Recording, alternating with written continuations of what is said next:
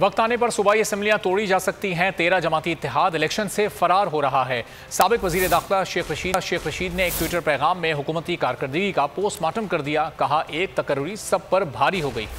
Dollar तगड़ा हो रहा है, रुपया गिर रहा है। अजनास, बिजली, पेट्रोल की कीमतें तारीकी में बढ़ाकर आवाम को दिन में तारे दिखाए जा रहे हैं।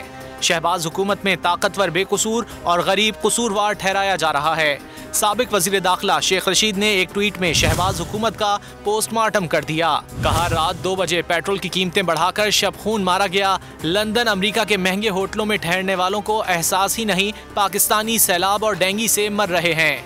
आटा समेत दालें, सब्जियां, मसाला जात को कुव्वत खरीद से बाहर कर दिया। सियासी सूरत हाल पर तबसरा करते हुए सीनियर सियासतदान ने इलेक्शन को वाहिद हल करार देते हुए कहा, PDM इलेक्शन से फरार चाहती है। इंकशाफ किया कि सूबाई असम्बलियां तोड़ी जा सकती हैं। एक तकर्री पूरी शहबाज हुकूमत पर भारी पड़ गई है।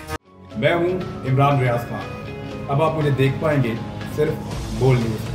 इमरान रियाज खान साहब जो हैं वो बोल फैमिली का हिस्सा बन गए हैं। बड़े अरसे बाद किसी चैनल ने हौसला किया है, तो मुझे ऐसा लगता था कि हमें बोलने की इजाजत नहीं मिलेगी, लेकिन बोल ने डिसाइड किया कि बोलने की इजाजत को लेकर देंगे। मुझे बोल की एक चीज बहुत अच्छी लगी कि बोल ने कैटेगोरिकली कहा कि जो करना है करो, हमने अपना कोई बंदा नहीं निकालना।